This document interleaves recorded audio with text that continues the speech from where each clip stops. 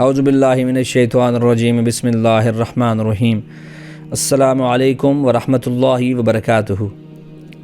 علی مرزا اور اس کے چاہنے والے، اس کے مقلدین ہمیشہ سے سیدنا امیر معاویہ اور صحابہ کرام رضوان اللہ اجمعین پر اپنی زبانیں دراز کرتے رہتے ہیں، اور جب ان سے کہا جاتا ہے کہ آپ کا یہ موقف جو ہے وہ صحیح نہیں ہے، اور جب دلیلیں بھی دی جاتی ہیں تو کبھی بھی ہم نے دیکھا نہیں ہے کہ انہوں نے اس موقف سے انحراف کیا ہو۔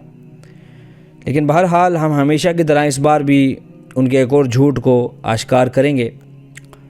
اصل میں علی مرزا اپنے ایک بیانیے نبی پاک صلی اللہ علیہ وآلہ وسلم نے سیدنا امیر معاویہ رضی اللہ تعالیٰ عنہ کو بد دعا دی تھی، ثابت کرنے کے لیے ایک مصنف ابن ابی شیبہ کی ایک روایت پیش کرتا ہے، جس کے الفاظ ہیں کہ شعبی نے کہا اول من خطب جالسا معاویہ۔ تو جناب آپ کتاب الاوائل کھول لیں، امام ابن ابی عاصم کی کتاب۔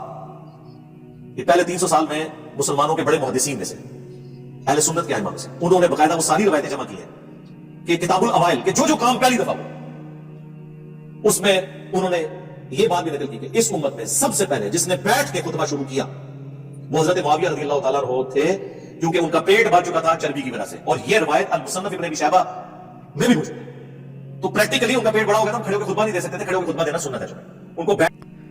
کہ سب سے پہلے جس شخص نے بیٹھ کر خطبہ دیا وہ سیدنا امیر معاویہ تھے۔ وہ بوڑھے ہو گئے تھے، ان کا جسم اور پیٹ موٹا ہو گیا تھا، یعنی وہ مسلم کی ایک روایت سے استدلال کرتے ہوئے یہ ثابت کرنے کی کوشش کرتا ہے کہ سیدنا معاویہ رضی اللہ تعالیٰ عنہ کا نعوذ باللہ پیٹ اتنا بڑا ہو گیا تھا اور وہ اتنے بھدے نعوذ باللہ ہو گئے تھے، چربی چڑھ گئی تھی نعوذ باللہ، کہ وہ پھر بیٹھ کے مجبوراً خطبہ دیتے تھے۔ تو یہ بدعت کا آغاز جو ہے وہ سیدنا امیر معاویہ رضی اللہ تعالیٰ عنہ نے کیا۔ کتاب الاوائل امام ابن ابی عاصم کی کھولیں، اس میں لکھا ہے کہ اس امت میں پہلی دفعہ بیٹھ کے خطبہ حضرت معاویہ نے شروع کیا کہ ان کا پیٹ بھر گیا تھا اور چربی والا ہو گیا تھا، وہ کھڑے ہو ہی نہیں سکتے تھے، اتنا بڑا پیٹ ہو گیا تھا ان کا۔ تو یہ پھر آپ خود فیصلہ کریں کہ دعا لگی تھی کہ کچھ اور لگی۔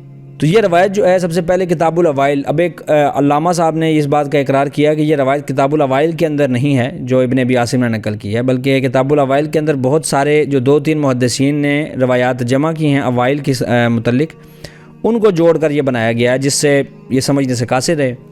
خیر، یہ مصنف ابن ابی شیبہ کے اندر 38,479 پر ہے۔ ابن ابی عاصم کے الاحاد والمثانی کے اندر حدیث نمبر 520 پر ہے، حدثنا ابو بکر بن ابی شیبہ ثنا جریر ان مغیرہ ان شعبی کے نام سے موجود ہے۔ اس کے بعد سیر اعلام النبلاء کے اندر بھی یہ روایت موجود ہے۔ مسئلہ یہ ہے کہ جہاں جہاں بھی یہ ترک موجود ہے، جہاں جہاں بھی یہ سند موجود ہے، وہ ایک ہی ہے کہ ان مغیرہ ان شعبی، یعنی مغیرہ ان کے صیغے سے بیان کر رہا ہے۔ مغیرہ بن مقسم ایک راوی ہیں، یہ سکہ ہیں، ان کا تعارف آگے چل کے ہم پڑھیں گے۔ یہ سکہ ہیں اور یہ مدلس ہیں اور ان سے روایت بیان کر رہے ہیں۔ اب علی مرزا بارہا یہ چورن بھی بیچتا رہا کہ ہم جی صحیح مسلم کے مقدمے پر ہیں، جو امام مسلم نے کہہ دیا ہم اسی پر چلتے ہیں۔ صحیح مسلم کے اندر مقدمے میں امام مسلم رحمۃ اللہ علیہ فرماتے ہیں کہ یہ لوگ یعنی ائمہ حضرات جو ہیں، یہ لوگ زیادہ چھان بین اس وقت کرتے ہیں جب کوئی راوی تدلیس کے حوالے سے معروف ہو۔ اس صورت میں یہ حضرات اس بات کی تحقیق کرتے ہیں کہ آیا اس نے یہ روایت سنی ہے۔ وہ یہ تحقیق اس لیے کرتے ہیں تاکہ تدلیس کی علت سے نجات ملے، یعنی تدلیس میں اگر کوئی راوی مدلس ہو اور ان کے صیغے سے روایت بیان کرتا ہو تو جب تک وہ روایت سمعتو یا اخبرنا سے بیان نہ کرے وہ قابل قبول ہوتی نہیں۔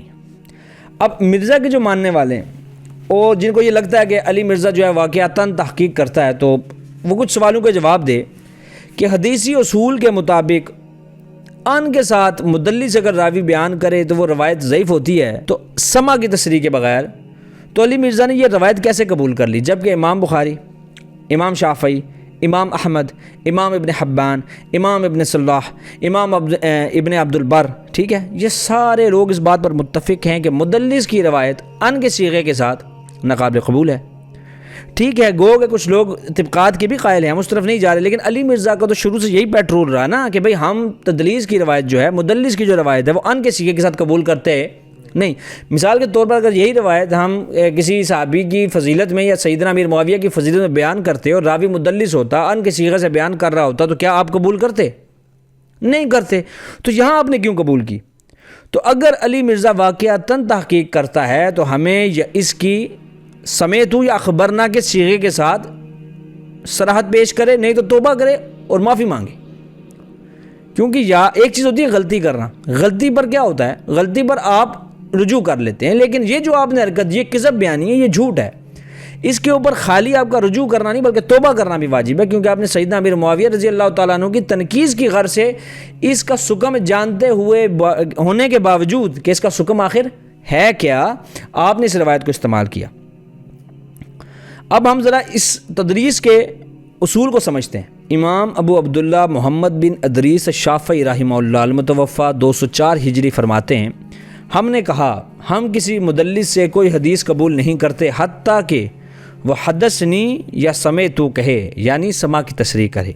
اب اسی کے آگے وہ نمبر 1 لگا کے اس کا حاشیہ بیان کرتے ہیں، کہتے ہیں یحییٰ بن سعید القطان وہ ایسی حدیثوں کو قبول کرنے کے خلاف تھے جس میں مدلس کوئی روایت بیان کرے اور سما کی تصریح بیان نہ کرے، یعنی جب تک وہ سما کی تصریح بیان نہ کرے اس کی روایت کو وہ قبول نہیں کرتے تھے.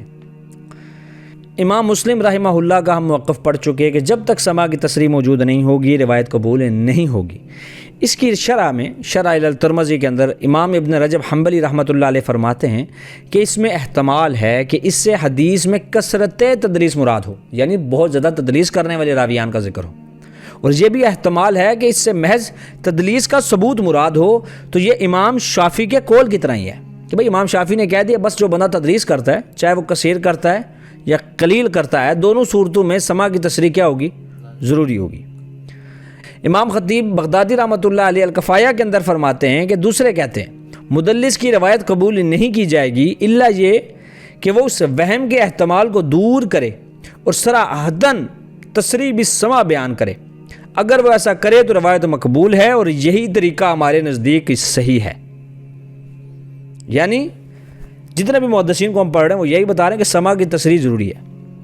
امام ابن حبان نے اپنی کتاب المجروحین میں اس کا ذکر فرمایا. آپ فرماتے ہیں کہ جب تک مدلس اگرچہ سکہ ہو حدثنی یا سمیتو کے ساتھ بیان نہ کرے، یعنی سما کی تصریح نہ کرے، تو اس کی روایت سے حجت پکڑنا درست نہیں ہے. اور یہی قول کس کا ہے؟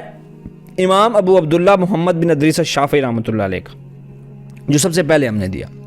پھر کتاب الثقات میں نقل کرتے ہیں کہ پس مدلس جب تک اپنے استاد سے سما کی تصریح نہ کرے تو اس کی اس روایت سے حجت پکڑنا جائز نہیں ہے.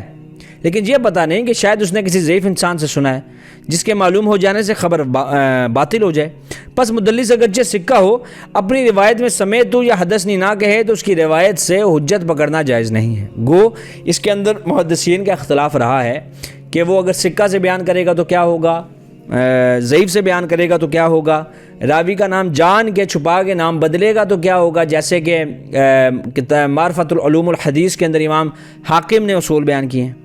ٹھیک ہے، لیکن ہمارا اس کے اندر یہی معاملہ ہے کہ جب تک تدلیس کرنے والا راوی، مدلس راوی جب تک روایت بیان نہیں کرتا، جب تک سما کی تصریح بیان نہیں کرتا سمیتو یا اخبرنا یا حدثنی کے ساتھ، تب تک وہ روایت قابل قبول ہوتی نہیں.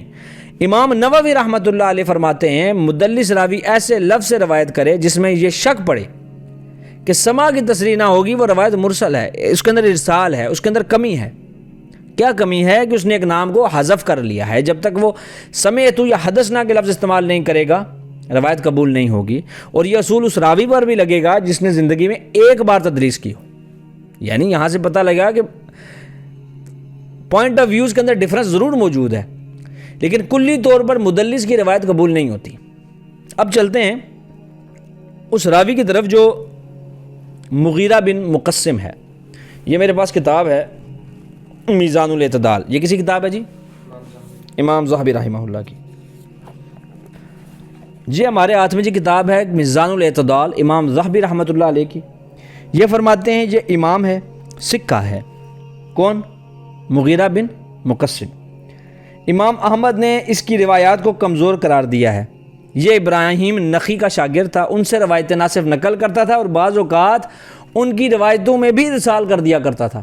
ابن فضائل کہتے ہیں یہ تدریس کرتا تھا، اس لیے اس کے صرف اس حدیث کو تحریر کرنا چاہیے جس میں اس نے کہا ہو کہ ابراہیم نخعی نے ہمیں حدیث بیان کی. یعنی جب تک ابراہیم نخعی جو اس کے استاد ہیں ان سے بھی وہ حدثنا سے روایت بیان نہ کرے قبول کرنی نہیں کہہ سکتے، کیونکہ ہو سکتا ہے اس نے کسی اور سے روایتیں جا کے سنی ہوں. یہ ایک احتمال تو رہتا ہے نا کہ ہو سکتا ہے اس نے کسی اور سے بھی، ضروری تو نہیں ہے کہ ایک ہی استاد ہو اس کا. یہاں کیا ہی نہیں لکھا، صرف اتنا بتایا کہ ابراہیم نخی اس کا استاد تھا. ٹھیک ہے، لیکن یہ ابراہیم نخی کے معاملے میں بھی کیا تھا؟ ارسال کر دیا کرتا تھا، اور اس کی روایت اور مدلس تھا. وہ بھی ابھی ہم آگے آتے ہیں. یہ میرے ہاتھ میں اگلی کتاب ہے جی، التہذیب التہذیب، امام ابن حجر اسقلانی رحمۃ اللہ علیہ کی بڑی شورى آفاق کتاب ہے. اس کے اندر سے بھی کچھ نکتے یاد رہے کہ ہم مغیرہ بن مقسم کے ضعف کے قائل نہیں ہیں، حالانکہ بہت سارے محدثین نے ان کے ضعف کے اوپر بھی بات کی ہے. ٹھیک ہے نا، کوئی بندہ اس سے کل کو ہمارے خلاف یہ ویڈیو بنا کے پیش نہ کرے کہ راوی ثقہ ہے، ہم اس کو ثقہ ہی مانتے ہیں. اچھا جی، یہ جلد نمبر ہے اس کی 4، صفحہ نمبر ہے 138. ٹھیک ہے، مغیرہ ابن مقسم یہ مولا ہے ابو حشام الکوفی کا، غلام ہے. یہ روایتیں اس نے لی ہیں اپنے باپ سے، ابو وائل سے، ابو رزین سے، ابراہیم نخی سے، عامر شعبی سے. اب تمہارا یہاں پر یہ سوال بھی کیا ہو گیا؟ ختم ہو گیا کہ جو تم کہتے ہو کہ اگر اس نے ایک ہی استاد سے سنی. ہم نے یہاں ثابت کیا کہ اس نے اور سارے استاد سے بھی سن لی. یہاں پہ سوال جو شبہ تھا ختم ہو گیا. امام ابن فضیل کہتے ہیں کانا یدلس، یہ تدریس کرتا تھا، اور اس کی روایت کو تب تک نہیں لکھنا جب تک کہ یہ حدثنا ابراہیم سے بیان نہ کرے. میری بات سمجھ آ رہی ہے؟ یعنی جب تک یہ حدثنا سے بیان نہ کرے اس کی روایت قبول نہیں کرنی. امام ابو حاتم رحمۃ اللہ علیہ فرماتے ہیں کہ امام احمد بن حنبل فرماتے ہیں کہ مغیرہ کی روایتیں کمزور تھیں. ٹھیک ہے، امام ابن حبان نے اس کو اپنے سکات میں نقل کیا اور کہا یہ مدلس ہے. اسماعیل القاضی کہتے ہیں یہ راوی قوی نہیں ہے، تدریس کیا کرتا تھا. ٹھیک ہے، طبقات المدلسین اس کے اندر انہوں نے اس کو ذکر کیا. وہ کہتے ہیں کہ یہ ابراہیم نخی کا شاگرد تھا، مشہور سکہ تھا. امام نسائی نے اس کی یہ صفت بیان کی ہے کہ یہ تدریس کیا کرتا تھا. امام اجلی نے ابو فضیل سے بھی یہی نقل کیا کہ یہ مدلس تھا. لیکن ابو داؤد نے یہ کہا کہ لا یدلس، یہ تدریس نہیں کیا کرتا تھا. تو امام ابن حجر اسقلانی کہتے ہیں یہ جو اس نے یہ کہا ہے نا امام ابو داؤد نے رحمۃ اللہ علیہ نے کہ تدریس نہیں کرتا تھا، وہ امام اجلی والے معاملے میں کہ وہ ارسال کیا کرتا تھا، تدریس نہیں کیا کرتا تھا. جو ابو فضیل سے روایت ہم نے پڑھی میزان الاعتدال کے اندر کہ وہ ابراہیم نخی سے بھی ارسال کیا کرتا تھا، تو ہو سکتا ہے وہ اس معاملے میں کہہ رہے ہوں کہ وہ ابراہیم کے ساتھ بھی اند لگا کے روایتوں کو بیان کیا کرتا تھا. اس وجہ سے اس کی کوئی بھی روایت سما کی تصریح کے بغیر قبول ہوتی نہیں. اب کچھ لوگ ہیں وہ کہیں گے نہیں طبقات المدلسین والا معاملہ ہے، تو یاد رکھیے طبقات المدلسین والے مسئلے پہ بھی اگر آپ چلیں، ٹھیک ہے، تو اس کے اندر بھی پہلے جو 2 درجے اور 2 طبقے کے راویان ہیں ان کے اندر اس معاملے کو لیا جا سکتا ہے. لیکن یہ طبقہ ثالثہ کے اندر موجود ہے. ٹھیک ہے، اور طبقہ ثالثہ کے بارے میں ابن حجر اسقلانی فرماتے ہیں کہ اس میں اکثر لوگ ہم نے وہ ڈالے ہیں جو بہت زیادہ تدریس کیا کرتے تھے، اور ان کی روایت سے ان کی جو احادیث ہیں ان سے احتجاج برپا نہیں کرتے تھے ائمہ جب تک وہ سما کی تصریح بیان نہیں کر دیا کرتے تھے. ٹھیک ہے، یعنی یہ جو روایتیں جو مصنف ابن ابی شیبہ کے اندر موجود ہیں کہ حدثنا جریر حدثنا مغیرہ ان شعبی، مغیرہ ان سے روایت بیان کر رہا ہے، پورا مقدمہ ہم نے بیان کیا، روایت قابل قبول ہے نہیں. احاد والمسانی حدثنا ابو بکر ثنا جریر ان مغیرہ ان شعبی، روایت ان سے بیان کر رہا پھر مغیرہ، روایت قبول ہے نہیں. اخبرنا ابو عبداللہ محمد بن یعقوب الحافظ حدثنا اسحاق بن موسیٰ حدثنا اسحاق اخبرنا جریر ان مغیرہ ان شعبی، تو روایت قبول ہے نہیں. مغیرہ کس سے روایت بیان کر رہا ہے؟ ان سے. جتنے بھی اسناد موجود ہیں ان سب کے اندر ان سے روایت بیان کر رہا ہے، اور کسی بھی مدلس راوی کی بغیر حدثنی سمیتو کہ روایت قابل قبول نہیں ہے، سراسر ضعیف اور مردود ہے.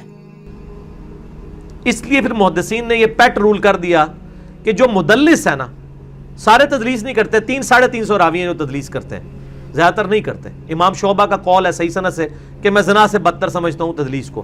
لیکن باقی محدثین یہ کہتے ہیں کہ تدلیس کرنے والا اگر پتہ چل گیا اور وہ جھوٹ نہیں بول رہا، راوی تو سچا ہے نا، سچا راوی ہے، وہ حدثنا یا اخبرنا کہہ کے روایت نہیں بیان کرتا کہ مجھے اس نے حدیث بیان کی، مجھے اس نے خبر دی، بلکہ وہ کہتا ہے ان فلاں سے روایت ہے. وہ یہ نہیں کہتا کہ میں نے فلاں سے سنا یا فلاں نے مجھے کہا، تو فوراً پتہ چل جاتا ہے کہ بیچ کو بندہ ہے. تو مدلس کی آن والی روایت بخاری اور مسلم کے علاوہ جس کتاب میں بھی ہوگی سما کی تصریح کے بغیر وہ ضعیف تصور کی جائے گی۔ اب میرا یہ سوال ہے آل جہلمیہ سے کہ وہ یہ جواب دیں اس بات کا کہ ہم یہ وہ کلپ بھی علی مرزا کے ساتھ لگا دیں گے کہ مدلس کی ان کی روایت سما کی تصریح کے بغیر کیا ہے؟ مردود ہے، تو وہ یہاں قبول کرتے کیوں ہیں؟ ٹھیک ہے، اس کا ہمیں جواب چاہیے، اور ہم یہ عرض کرتے ہیں، یہ درخواست کرتے ہیں آپ سے کہ آپ ہمیں اس روایت کی سما کی تصریح کے ساتھ روایت کو بھیجیں، اسناد کو بھیجیں۔ ہمارا انسٹاگرام ہینڈلز بھی چل رہے ہوں گے، یہاں پر آپ ہمیں بھیج دیں، ہم اس کے اوپر بات کر لیں گے، ٹھیک ہے۔ لیکن تب تک یہ روایت کیا ہے؟ ضعیف ہے، اور علی مرزا کیا ہے؟ جھوٹا اور کذاب ہے کہ اس نے جانتے بوجھتے ہوئے کہ یہ روایت کے اندر راوی مدلس ہے، ان کے صیغہ سے روایت بیان کر رہا ہے، قبول ہوتی نہیں۔ اب آپ مجھے مفرد قسم کا اکیلا قول کسی امام کا لیا نہیں امام نے اس حدیث کو صحیح کہا ہے فلانا ٹمکانا نہیں، اتنی کثیر تعداد میں دلائل کے بعد کسی ایک امام کی رائے کو آپ ہمیں پیش کر سکتے نہیں۔ اب ہماری جو چیز ہمیں مطلوب ہے کہ سما کی تصریح پیش کی جائے، تو سما کی تصریح پیش کی جائے گی اسی حدیث کے اندر۔ اب کل کوئی بندہ کہ بھائی تہذیب و تہذیب کے اندر لکھا ہے کہ بھائی ان کے استاد تھے امام شعبی، تو ان سے روایت ان سے بیان کر، تو ابراہیم نخعی استاد نہیں ہے؟ ابراہیم نخعی بھی استاد ہیں، تو وہ ان سے بھی ان سے روایت کر رہے ہیں، تو جب تک وہ ان سے حدثنا بیان نہیں کریں گے روایت قبول ہوتی نہیں۔ تو امام شعبی بھی ان کے استاد ہیں اگر، تو وہ ان سے بھی روایت پیش کریں گے، تو جب تک حدثنا سے یا سمیتو سے بیان کریں گے قبول ہوتی نہ۔ تو اس لیے ساری بحث میں یہ بات ثابت ہوئی کہ یہ روایت ضعیف ہے اور مردود ہے، ٹھیک ہے۔ تو آپ بھیجتے رہیں سیدنا امیر معاویہ کے خلاف اور صحابہ کے خلاف اپنے جھوٹے جو پروپیگنڈا ہے اس کو جاری رکھیں، انشاءاللہ ہم اس کو ایکسپوز کرتے رہیں گے۔ دعاؤں میں یاد رکھیے گا۔ اللہ آپ کو اور ہمارا حامی و ناصر۔ السلام علیکم ورحمۃ اللہ وبرکاتہ۔